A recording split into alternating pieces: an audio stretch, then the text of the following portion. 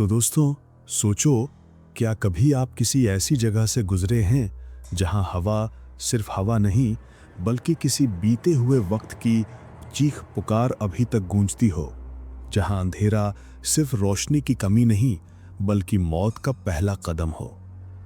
आज मैं आपको ले जा रहा हूं एक ऐसी ही कहानी की गहराई में, एक ऐसी हवेली की कहानी जिसका दरवाज़ा 100 साल से बंद है और शहर के हर कोने में ये बात मशहूर है कि जो इस दरवाजे को खोलता है वो कभी वापस नहीं आता। कहानी शुरू होती है एक छोटे से शहर के उस कोने से जहां एक हवेली की अफवाहें बचपन से चलती आ रही थी। लोग कहते थे कि ये हवेली कभी एक अमीर जागीरदार की थी, लेकिन फिर एक दिन उस जागीरदार और उसके पूरे परिवार की मौत इस कदर खौफनाक तरीके से हुई कि उसके बाद से ये जगह बंद है। न कोई अंदर गया, न अंदर से कोई बाहर आया। सिर्फ सदियों की खामोशी और डर इसकी दीवारों में सिमट कर रह गए थे। 3 दोस्त थे, अयान, समर और फैजान। कॉलेज के बाद हमेशा की तरह वो एक कैंपफायर के पास बैठे थे और हॉरर कहानियां सुना रहे थे।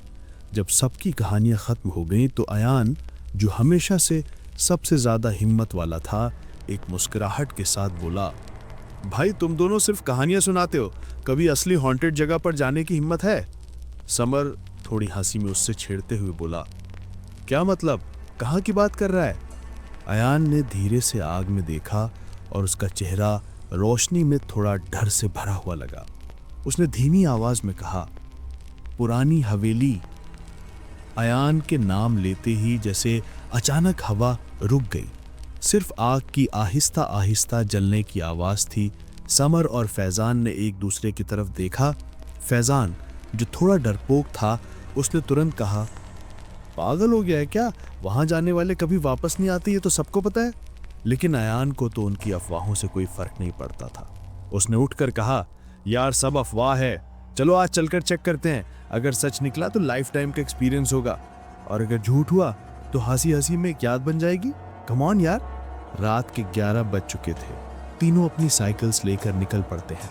शहर की आखिरी रोशनी छोड़कर वो धीरे धीरे एक अंधेरे रास्ते पर आगे बढ़ने लगे। सड़क पर अब सिर्फ उनकी साइकिल्स के टायर की आवाज थी और कुत्तों के भौंकने की आवाज जो दूर से आ रही थी। जब वो आगे बढ़े तो एक चौराहा आता है।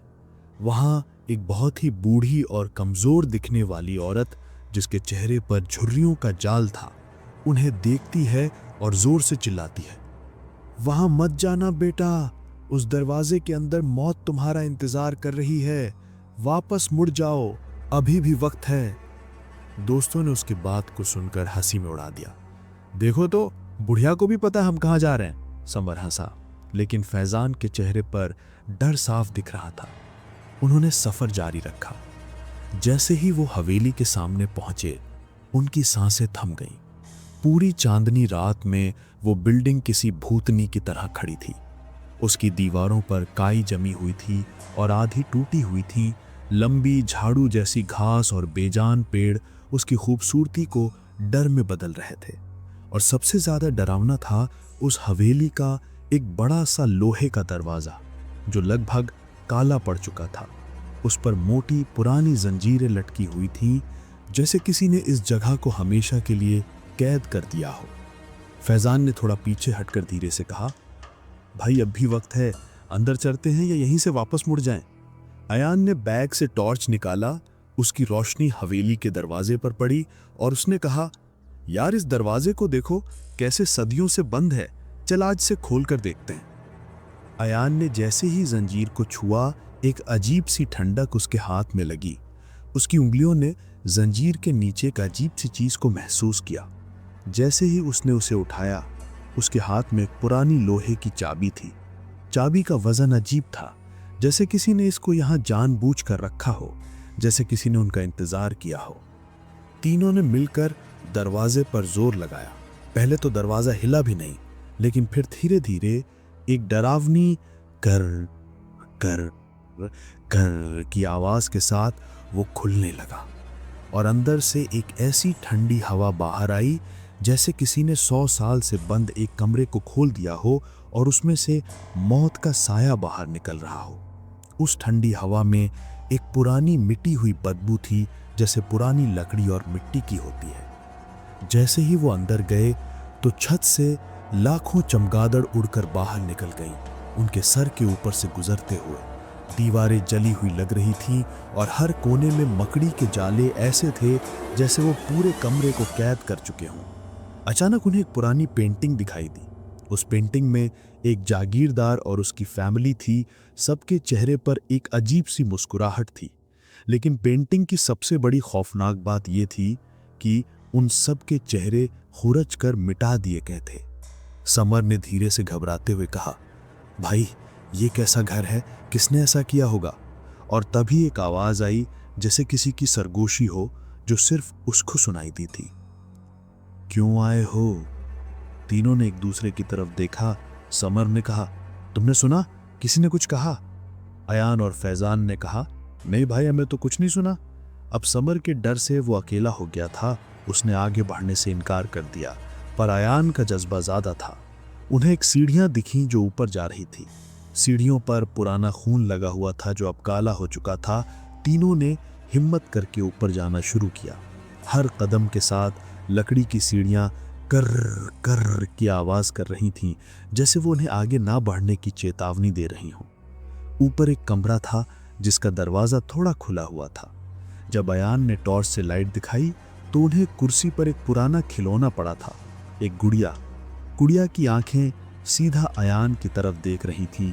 जैसे ही उसने उस गुड़िया को उठाया, उस गुड़िया के मुंह से एक छिदी हुई आहिस्ता आवाज निकली, मुझे वापस रखो, यहीं रहने दो। अयान का चेहरा सफेद पड़ गया। उसने गुड़िया तुरंत छोड़ दी। कमरे के अंदर एक और छोटा दरवाजा था। यह दरवाजा बहुत पुराना था और इसके ऊपर खून से लिखा था, यहां से आगे मौत है। फैजान ने डर कर चिल्लाया, भाई चल वापस चलते हैं, ये मजाक नहीं है। लेकिन अयान का जज्बा ज्यादा था। उसने कहा, एक बार देख लेते हैं, अगर सच में कुछ है तो प्रूफ मिल जाएगा।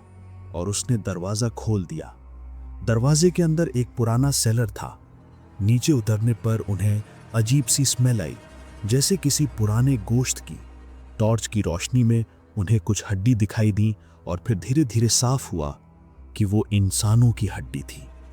कमरे के एक कोने में एक पुरानी कुर्सी बंधी हुई थी और उस पर एक स्केलेटन बैठा हुआ था, जैसे किसी को जिंदा जलाकर यहां बंद कर दिया गया हो।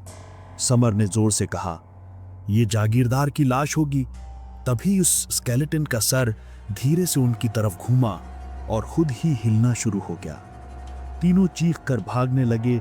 सीढ़ियों से नीचे उतरते हुए एक गहराई से आवाज आई, जो अंदर आया है वो कभी बाहर नहीं जा पाएगा।